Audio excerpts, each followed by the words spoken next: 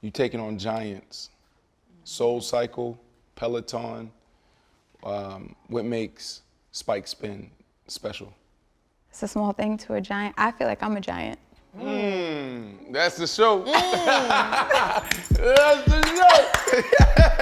We had to fight to get a meal. Yeah, wrongfully accused. We had to fight to get appeals. That's why we right to get a deal. He on the team, he gotta eat, you know. Despite your skills, keep it riding for the fam. You gotta light the wheels straight up. But in the past bad, work up in the trash bag. I'll pass a lot to take the test before I pass class. Yeah, and my family needed bread. I had to come correct. That's why I keep airing it out like I just passed gas. Woo! Bree Thompson in the building. Wife, mom, HBCU alum. Hampton alum. Hampton alum. Get it right. You gotta be specific. Well, you know, I fam you, there's levels. Bethune. There's levels. Ooh, okay. Right? And then also founder of Spike Spin. Yes. We're here celebrating Black excellence. What does that mean to you? Ooh. Black excellence means being elevated in every capacity, beyond any limitation in everything that you do. Yeah. So it's really just excess. That's what I think of when I hear Black excellence. I really wanted to connect with you because, you know, we pride ourselves on locker room talk. Just real, authentic, raw, organic. And, you know, one of the conversations that we always have, but not necessarily in our community, is around wellness. What's your thought process there? Like when you created Spike Spin, talk to me about the mission, talk to me about the why. Honestly, wellness is like, for me, beyond just fitness. It's living well in every capacity, like I kind of just mentioned. So financially well, relationships are well, everything about it is well. And it's something that, unfortunately, especially in communities of color, we lack those resources, we lack that access. And so when I created Spiked Spin, this is just my venture into the wellness space of making sure that marginalized people, people of color, people who haven't felt seen, now have a resource. They have access to something that's premium, something that's quality, and something that's built with them in mind first. You feel like that's not available in those majority, to the majority? Honestly, and I'm pushing you somewhere.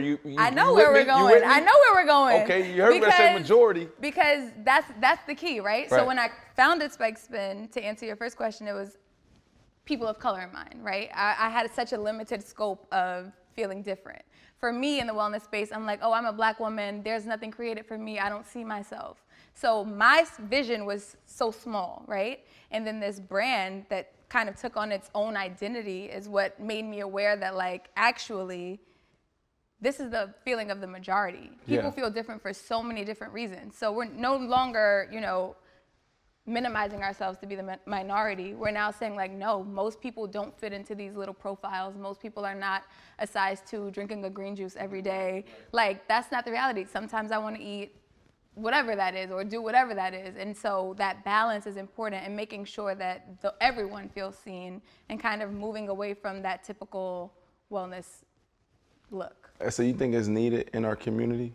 It is. I mean, I think, you know, you go to Equinox, you go to these different places, and you just don't even feel like they want you there. Like, oh, if you happen to be here, cool. But, like, they're not coming after me. I can afford Equinox. They're not marketing to me, right? And so I think brands like Spike Spin, I feel welcome there. Like, my peers feel welcome there. Like, young Black professional women that are making 6 figures feel welcome there, right? A place where I can afford it, but I also want to be there. Because there's a lot of places we can afford to be in. We don't want to be there. And that was when I first started the brand. A lot of people kind of gave me pushback, right? Because obviously when you're creating a business, you want to have the largest net. You want to get as many people to come because you want to make the most revenue. And for me, I was very unapologetic. Like, I get that, but I want people to know, I want Ese to know that this was created with her in my mind first. You know, like, so many times we attach ourselves to things that we weren't they didn't create it for us first, right? Like, Equinox was created and it's beautiful. They have nice facilities and whatever. It's right. Right. It's not better than House of Apple. I mean, it's not even in the same, it's not, we talking about apples and certain things we don't put together, right? Apple Jacks and apples, right? Like, so House of Athlete is literally state of the art. And that for me, I mean, we talked about this. It's like incredible to be in a facility that is literally, when they say state of the art, you feel it. The energy is that you're like, oh, that technology, what? Like that's the same thing I wanted for Spiked. I wanted something that was different, that we unapologetically are like, no, girl, this was with you in mind. Brandon, this is with you in mind. Like, you're not the afterthought. You're not the George Floyd passes away and now we're trying to scramble to make you the priority of the conversation. Right. Yeah. You've been the priority for my conversation. And so I won't apologize for that. So Spike Spin, could you give us a visual? Like if I'm just walking into a class or whatever it may be, what can I expect? Well, first of all, our location is in Bed-Stuy, Brooklyn. That's where we were able to open our very first location. I'm so proud of it because it's in the community, like I said, that has so much culture, so much hip hop culture, so many different artists are from there. You're from New York. I'm from New York. I'm from Queens though. Yeah. Not. But still. Yeah. I mean, I know but y'all Brooklyn people will be like, I'm not from Brooklyn. I am from Queens, but my studio is in Brooklyn. And it's the first Black-owned It's the first Black-owned, it's the first cycling studio, period, in that area. Wow.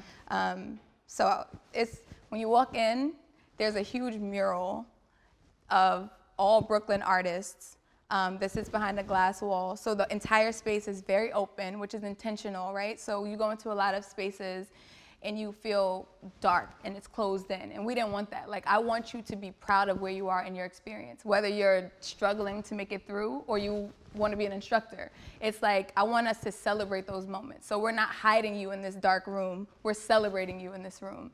And it's bright, it's hip hop blaring, profanity is blaring, Future is blaring, Biggie is blaring. Like, everything about the vibe makes you just feel comfortable. You walk into it and you feel like, did I go to the club or did I go to church? Like, it's those two things. Like, you leave feeling refreshed and cleansed in a new way. Bro, like this is interesting to me. I feel like football chose you. I feel like football chose me. Think about if we didn't have that, right? Where would we be? How did you guys, pick the profession that you're in and pick the lane? And that's for both of you. Well, guys. y'all were lucky because you saw yourself in the career you wanted. I didn't see a lot of Black women lawyers. Hold on. Go back. You guys were lucky because you saw yourself in your dream career, in your dream job, that you probably would have done for free. Barry Sanders. Yeah. Deion Sanders. I have to be honest, I never had that dream.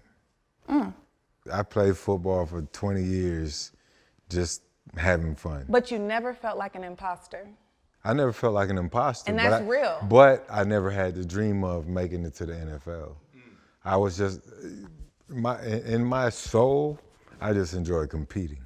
Right. I wanted to show you that I was better than you. I wanted to try to outdo you. So that just turned into an NFL career. A lot of guys say I had a dream, and guys do. Don't get me wrong, guys do. B, you probably did. You spoke about your dad, Pop Warner and all of that. So, you're probably motivated to get there someday. I didn't follow the game that way, but that's a whole nother conversation. Yeah, but it's still powerful what you It said. is. Because, It's very because powerful. how do we choose what, we saw ourselves there. Yeah. And so you didn't see yourself as an attorney? As a I lawyer? did, but it was like a revolutionary thought. It was like, I don't see this, but I'm gonna be it anyway, right? And that takes tenacity and resilience. And Black women, if we don't have an imagination, we don't make it. Because there's nothing around us that's telling us that what we want to do is normal, is accessible, is doable, right? So you have to have an imagination to be successful as a Black woman. And you have to be creative and you have to have the grit to stand through so many different things, right? So even you coming from the NFL, I'm sure that you had so many meetings where they're like, wait, I'm sorry, who are you that's speaking? I still face that in my studio now. I'll work at the front desk and no one knows who I am. And I'm not in makeup or glam, I'm just working out because that's what it is. And they'll treat me just any type of way. So even in owning a studio, a brick and mortar space that I put my blood, sweat, literal tears into, as a Black woman, you have to continuously try to find ways to earn and gain and keep that respect. Right. So you have to walk around in a way that's almost like, without me wanting to say, hey, I'm the owner of Spiked, but hey, I'm the owner of Spiked. Yeah. At what moment were you most afraid? Was it the initial thought, the build-out process? Now, you know, To at go what from moment, corporate America you know, to saying I'm gonna be on. you had to go through COVID. You know, you're a business owner, entrepreneur. At what moment were you most afraid? Honestly, this has been a journey of fear. I would say the scariest 2 moments, I can't wait one more, was the day that I resigned from corporate America, because I had been taught my entire life, you work, you do great in school, you go to a good college, you get a great education, and then you get a great career, and you work your way up. Like, that was the model that my parents instilled in me. Like, this is how you're going to take care of your family. Old school, right? They just want security. It's no shade or anything to how they It's old school. raised me, but that's what they wanted. It is. Right. That world.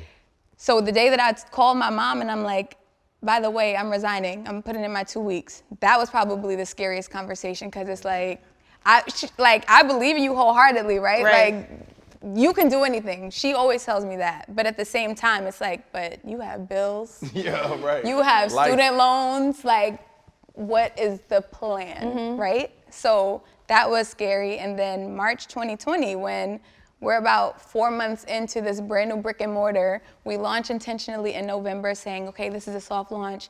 January, everybody wants to be back in shape. We hit the ground running top of the year. We going crazy. Yeah. I remember watching, like, I saw you open, and then COVID hit, and I was like, damn. I'm on Good Morning America. I'm getting all of the press. I'm doing all of the things. Nike contracts. Beats by Dre contracts, McDonald's. COVID said, shut it down. How you survive? And then I found out I was pregnant first. Let's not leave That part. Let's not leave that asterisk, because that's when I was really in the house like, I know I'm a black woman. I know we're strong and resilient and all of the things, but God, I don't know. What you trying to tell me? What any of this is about, what it's for, what is the mission? Is this a mission? Like, am I really built? Because I live every day like I'm built for this. There's nothing you can put in front of me that I can't get over, period. I believe that. But that moment showed me, for real, Brianna will do what she has to do to get it done. Yeah. And so those moments were like, I'm leaving the security of benefits and 401k and salary on time every week, like, and no concerns. Just safe. To a whirlwind. Just looking at Spike Spin, your Instagram, almost 15,000 followers. Disrupting, I've checked out a lot of the photos, right? Nike academies, you know, I see smiles on tons of people's faces, people of all sorts, right? Yep. Disrupting wellness norms. Yep. Think that's catchy. What exactly, you know, like, could you elaborate on that? Yeah, so when I say disrupting wellness norms, I mean that quite literally, in that when we came into this space, like I mentioned before, I was one of the first brands that was confident and comfortable saying we were created for marginalized communities. We were created with people of color in mind. We were created for the woman that has 3 children and is trying to figure out how she can pay for this cycling class. Like, we didn't want we didn't want the price point to be too much. We didn't want the location to be so out of the way that, you know, on a Saturday morning, why do I need to go to Manhattan to take a great class? And I live in Brooklyn. Mm-hmm. Why can't I just go up the street in my community and still have something that's quality, that I can have water bottles provided? Like, simple amenities that people overlook are important to me. So when I say disrupting wellness, that's what I mean. I want people to know loudly that we're here, that it doesn't just mean being skinny and drinking green juice. It means being well from the inside out, really taking care of yourself mentally, physically, financially. You got a lot of catchy phrases. What's the other one? Insult. Insult the standard. Insult the standard. That's the mantra. That's the mantra? That's the one. Every day. I'm gonna put that on my son's wall. Like, he needs to know every day. When you wake up, whatever they said, get rid of that. You feel like you insulted the standard? I mean, I'm aiming to. I feel like, you know, coming from 2 HBCUs, although Hampton and FAMU are very illustrious, you get into the sports space, and most of the black people in sports, they went to the UVAs of the world or the Harvards of the world, the Yales, the Penns. So I had super imposter syndrome, but I never accepted those limitations in my head. I was like, I always fought through them. And now to see where I'm at, and I have, my inboxes are full on every social channel with people, how did you do it? Tell me the way. I feel like I have, because the standard for me as an HBCU grad was very low. So I'm insulting the standard every day. Like they looked at HBCU stuff, and they kind of still do sometimes, charity. Like, it ain't charity. When I tell you to hire this young black woman from Hampton, she's excellent. Does she need nurturing? Yeah, but so did I. And look at me now, right? So everybody needs nurturing. Like, white people get the nurturing at home because your dad is a lawyer, your mom is a doctor. But a lot of people in our community, we don't get that nurturing. So yeah, you might have to nurture somebody on their internship, but I guarantee you they can hold their own. Nothing that we're doing is rocket science. I want to get your thoughts, okay? And this is not a shameless plug. Mm-hmm. It's not a shameless plug. Okay. Apple, WME, Lyft, NFL, Carolina Panthers, House of Athlete. You were bold to say no to other people and then come rock with me. Yeah. Why? And take less. Yeah. We talking about, you know, there's some big names that I just put out there. We talking about stocks and yeah. So he's like, she's still like, you still questioning it? Yeah. Hey, when he said Apple, I'm like, what? What you talking about? I'm about to text him like, hey, big head. No. I mean, for me, you want to know what I knew that I was ready to move on. Like, I had done so much in the NFL, and I just started to feel stifled. It got to the point where people that had just met me at the Panthers were like, so what's next? Because I know this isn't it. Like, you're obviously on to bigger things. And I don't know them. I haven't told them my dreams. It was just that they saw that in me. And I had seen it in myself, but I questioned it. And then I told you, I was helping you kind of on the side just as a friend. And I was like, look, I'm about to leave the Panthers. And you did not believe me. Like, we used to get into arguments. Yeah. Where he'd be like, no, you need the Panthers, you need the NFL, you need to use them. Like, be friends, be friends. That's how it happens. No, literally, and that's what he kept saying. And I was like, you don't understand. But he also didn't understand the experience of being a black woman in the NFL and how I felt stifled and how I was always questioned. I mean, there's 2 lawyers at the Carolina Panthers. We be in meetings and no one looks at me. It's 2 of us. Right. And there's only 1 black woman in the whole entire room, and I still felt invisible. But he doesn't know that because your experience with teams, you've always been the star wide receiver, so you don't know what it's like to feel invisible in the National Football League. So I never wanted to be invisible again, and I knew I wasn't born to be invisible. All right, so let's be transparent. Let's be real. Because you talk about those conversations, and I remember nights where you were crying. Yeah. Tussling with this decision, you know, to leave. And it was real. Like, I'm like, no, you need to stay. Like, use this platform, use this brand to continue to build what you're doing before you go. Like, I felt like it was too early. When did, go in that moment, when did you know? I knew I was going to leave the Panthers. I did not know I was going to come to House of Athlete and work with you. But I think that what helped me make the decision was the decision that scared me the most. And one of the reasons why I wanted to leave was because I didn't know who I was without the Shield. I was getting invited to all these places, all these stages, all these rooms. And I always wondered, are they inviting me, Ese Ighedosa, or are they inviting Ese from the NFL? And I need that Shield. That Shield is what got me in the door.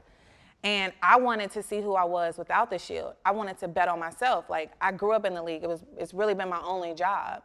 And I could have gone to Apple. I could have gone to these other places that are definitely more safe. I know I'm gonna get paid every 2 weeks. I know Apple ain't going nowhere but up, you know what I'm saying? Right. But with you, one, I wanted to prove a point to myself, but I also wanted to prove a point to you because I felt like you didn't think you weren't sure that I was good enough without the NFL. And I was like, you know what? I've been helping you build this business on nights and weekends, right? While I'm doing a full-time job and killing it. Right. And it wasn't really until... Due process, you speaking now. You ain't supposed to be working for a House of Athlete while you were... It's due process. Did I speak your language right? Yeah, you know, listen, they but you know what? But you know what? I told my parents, I told all my mentors, all my different options, and most of them were like, you said Apple? I know. And I'm like, yeah, but there's this thing and I believe in it. And I wanted to be more than a lawyer. Yeah. You know, I had been seeing, every time I saw more than an athlete, I was like, and I'm more than a lawyer. Yeah. And this was the opportunity that gave me the chance to be more than a lawyer. I was doing all these business things for you, and I've always felt like, I've always been really good with my business clients, helping them strategize. Literally, my boss would be like, you are doing their job for them. And I'm like, I know, but I kind of like it. So with you, my mentor, Eric Grubman, former EVP at the NFL, he was like, which one scares you the most? And I was like, definitely House of Athlete. Because one, it's a startup. And two, me and Brandon fight every 2 seconds, and I don't know if we're gonna make it. And he was like, if that's the one that scares you the most, that's probably what you should do, kid. And this man that made millions of dollars, Goldman Sachs. And if he told me that, along with my gut was telling me that, and that's why I was crying, because I knew my gut was telling me to do something that scared the living daylights out of me. But we have to be that. We have to have the audacity to think that we can make it. Yo. So, but you was, same conversation for you. You had opportunities to go to potentially the NFL. You had opportunities to stay in corporate America. I'm emailing her like, hey, girl, I had we got some opportunities openings. to go to Beats, go to all the sexy brands before. And then you go do a startup? And then I go do a startup. In Bed-Stuy? In Bed-Stuy. For people who openly say, I don't like working out, I'm lazy. And I'm like, but I believe in your wellness. So I really am taking the road least traveled. But it's scary, but it's also something that I believe in wholeheartedly. Like every time I try to move away from it, even during COVID, I have had conversations of, do I need to reach out to my contacts? Should I be going back to corporate? Is this like that thing that's saying like, leave this alone? And it just keeps coming back. It's like, Brianna, I promise you, if you just stay diligent, stay down, stay focused. What's the most gratifying moment? You know what I mean? Like, yeah. Why? About the process. I think I learned so much about myself in the process, but I learned so much about people, right? So many times when I had such a limited view, and like this past 5 years has shown me like, whatever you think is a big dream, it's really small when God steps in, it's like, that's so tiny. Why you? Because I don't know, people get weird about God, but that's my source. That's like, if you're not weird about God, then don't be weird. How about we do this? Let's bring in Chef, and we're gonna pray over this food. And you're gonna bless the food. This is gonna be the first time we did this on the show. We should have did this in season 1. You talk about God, you cool. Thanks, Chef. Chef, what we got, Chef? You coming back with us, what's up? You got the blackened salmon, the candy yams, the seasoned rice, and he had to bring it back signature mac and cheese on the last show. Hey man, that mac and cheese so fire. I'm excited. Thank you so Chef, much. Yeah.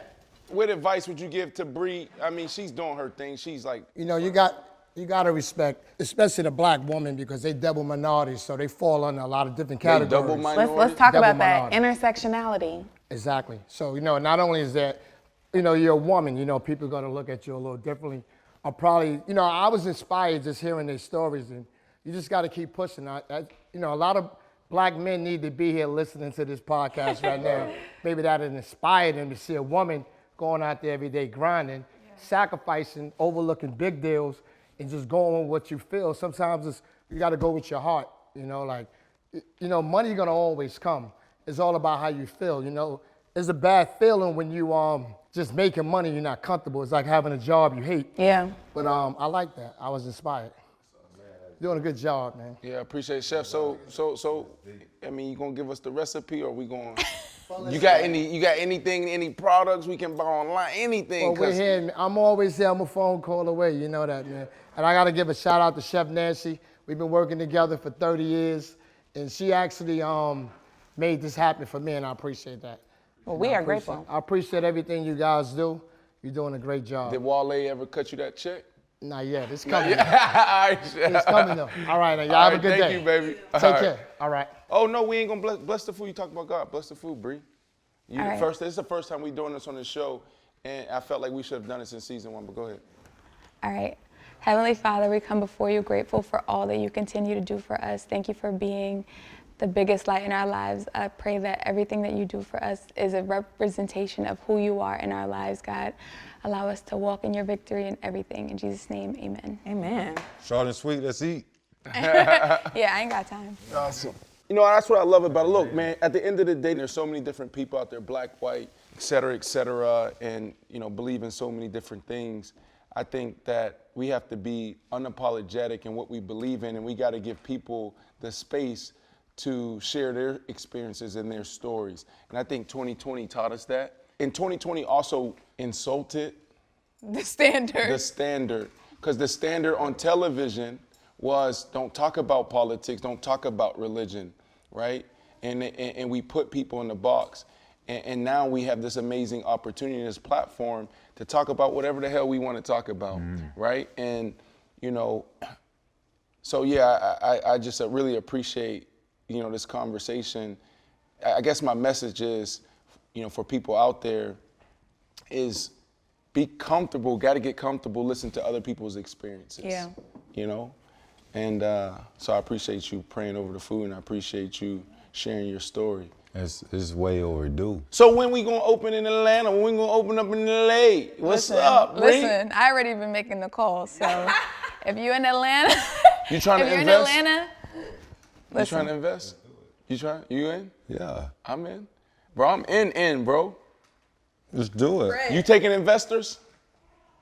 we're always taking investors. Yeah. Where's the camera? Well, hold on. Where hubby at? You know, hubby, we gotta check with hubby. The right investors. You know, No, I'm very particular about investors. That's why to this point it's that's been smart. homegrown, because everybody doesn't get the vision. They get the culture, they get the sauce. They always want the sauce. They always want the sauce, They always want the sauce. but they don't want to pay That's for a the whole other recipe. conversation. They don't want to pay for the they don't- recipe. They don't want to pay. But they don't want the recipe. I don't know if we asked. What's your biggest motivation? Did we ask that? It's my people. I Like, was gonna ask next. it's Is it- my is it the people. people? It's the community, it's the culture, it's you, it's not my people, meaning like who are right here. It's like when I see black people, this is the realest thing, I feel just joy. See, I figured that it had to be that. Yeah. Because, like, let's talk about LeBron, right? For a moment. He said he took his talents to South Beach. He could have taken them anywhere. Right. And you believe in what you have, right? And you could have gone into Manhattan. You know, you could have gone into any fancy community and conformed to, you know, their standards. Absolutely. What was it again? Insult the standards. Insult the standards. standards. But you wanted to Bed-Stuy, you know, to motivate and get your people to say, look, what was the other thing? I'm not on your page, but the wellness. Disrupting wellness norms? Disrupting wellness norms. Yeah. I think our people have to understand that we have people that believe in us. Yes. You know, we haven't always been taught the proper way to be healthy. Yes. You know, during slavery, and I think I talked about it before, and people are gonna love chitlins or whatever. I don't, Me either. right? But I want to see where you're going with this first before I get my answer. Right. Go ahead. they were feeding us bullshit. Scraps. Yeah. And now all of a sudden, when you talk about soul food, that was just secondary food, right? And that shit, we talk about hypertension. You know, We're leading in everything. High blood diabetes, pressure, obesity. all these things that Yes. are now hereditary. Heart disease. Yes. Right. And dying. And dying.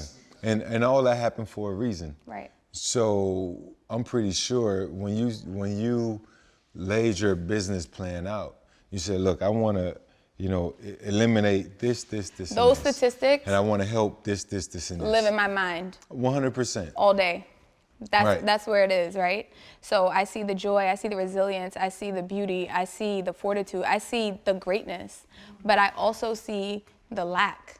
I also see where we haven't been given that opportunity to thrive in those ways, right? Because health is something, we all have a body, we all have outside. This is something that, like, I can't believe it's taken this long for somebody to say, like, we need to do something more creative to get this narrative to change. Because why are black people, like, we are leaders in every space, everything else, you know, we're the party. That's why hip hop culture means so much to the brand, right? Because I feel like hip hop stars, athletes, that's who our youth looks up to. You guys They're are the culture. You make this turn, which is why being on this podcast means so much, because when my little brother watches this and his friends watch it and they're like, oh, working out? Oh, Brandon Marshall thought that Spiked was cool? We want to think that Spiked is cool. It's like we have to start having these conversations and making them cooler. Spin is not just, I'm in a room dark. Like, I really want people to see and come and experience how we really bring the culture into the room. And culture, for me, it's a body of work, right? It's tradition. I was talking to somebody just a couple days ago, and they said and I'm not racist. Right? I need to know where this is going. I'm gonna lay it out. If you gotta say that. You say No, that. no, I know, I understand. But for me, it kind of made a little sense. He said that other races don't necessarily have culture. And it could be a bit shallow, right? But he said our race was disrupted, and we were taken away from our homeland. Now, when you look at it, everybody is Consuming it, yeah. You said it's consuming what, you know, and again, it's kind of fickle, right? And it's still shallow, but I think black people are amazing. Yes. You know, I think our culture, with the lack of, I think it's still deep. But and that's it's still the power. rich. That's the power of HBCUs, right? Like, we ask why, because for 4 years our culture wasn't disrupted. Your right? culture is the one thing that no one has to talk about. No right? one has to You're- talk about. You're making genuine relationships because you like someone. Yeah. Not because we're the 3 black girls that go to this school. Yeah. Right. It's a completely different, like, I credit Hampton so much for the joy and beauty that I see in black people. Like, teenage boys walk by Spiked and they come in and they're like, yo, what is this? Yeah. And that is the highlight of my day. Like, when you say what is the best moment, when one of them walk in and they're like, I'm a boxer, you think I could train in here? And I'm like, yes, your class is on me. Like, what time are you coming? Give me your number, I'm texting you, I'm following up. Like, those moments are when I see the beauty, but I credit so much of that to Hampton. Because it's like, the norm for us. It's not so like normal. I got to the NFL and it would be 6-10 black people at the lunch table, and everybody was like, y'all sure we can do this? And then white people. But it's like, for me, my God. I was comfortable because I'm like, this is all I know. I was at CBS, and for 4 of us to congregate, like, for lunch, it's a thing. it was like we felt uncomfortable. Yeah. We would literally be like, okay, y'all, we got about 6 more minutes before we need to each go to our respective area, because you're the one from finance, you're the one from marketing, you're the one from accounting. We just came in here for... So leave us with something, like, talk to my mom. Talk to his mom. Well, yeah. Y'all Talk trying to my get mom. deep. Talk to my mom, talk to my sister, talk to my aunts, talk to Mudfoot on Mayflower, still live on Mayflower. Why is it so important for us to take care of ourselves and optimize our health? Well, if I'm talking to your mom, and your sisters and your aunts, I'm letting them know, first of all, that women are the source. Until we start to take care of ourselves, and how can we give so much to everyone else? I'm learning that more than ever now that I'm a mom. It's like, it is imperative that you learn to put yourself first in so many different areas. Otherwise, you are pouring from an empty cup. And so many black women are pouring from an empty cup. Comfortable being an empty cup. Yeah. That is the norm. We feel guilty when we fill it up. We feel guilty when Being we fill it full, up. which is one of my words for 2021. Shout out to one of my friends, Nyaje. Full. Look up the definition of full. It's like, has no lack. It's just, when you look up the actual definition, I was like, oh my God. So that's what I would tell your mom. I would tell her, this is not about me persuading you to do something for me. I'm persuading you to do something for you. Right. And then if that doesn't make sense How to do you, they start? Where do they start? They've never done it before. if you've never done it, you start easy. I'm not asking you, this is my other issue with wellness. People equate it to a weight loss goal. I'm not asking you to lose weight. This is not what my messaging has ever been about. Nowhere are you seeing get rich quick, lose 60 pounds in 6 days. Like, you can't control that. I'm asking you to make a commitment to yourself. So if you tell me I'm committed, and I'm working out 365 days when you've never worked out before. Like, that's always the New Year. That's why I don't even really do the New Year game. It's like, tell me you're gonna do 10 minutes of movement for 3 days straight. Ooh. Let's start there. Love it, that's powerful. That's it. That's what I'm gonna tell your mom. The same thing I tell my grandma when she's on her way to dialysis. And I'm like, do you know that you could have walked to the mailbox and back, Grandma? And she's like, I know, don't. But it's the small lifestyle changes. Yeah. Everything is not about you coming and getting on a bike. Would I want you on a bike? Duh. But can you do things in your life today? Yes, start now, 10 minutes a day. So, last thing, we're gonna land the plane. You taking on giants. Soul Cycle, Peloton. What makes Spike Spin special? It's a small thing to a giant. I feel like I'm a giant. That's the show. That's the show. Hey, That's the show. That's it. that's it. That's it. You ain't got to say nothing. It's a wrap. We had to fight to get a meal. Yeah, wrongfully accused. We had to fight to get appeals. That's why we right to get a deal. He on the team, he gotta eat, you know. Despite your skills, keep it riding for the fam. You gotta light the wheels straight up. But in the past bad, work up in the trash bag. I'll pass a lot to take the test before I pass class. Yeah, and my family needed bread. I had to come correct. That's why I keep airing.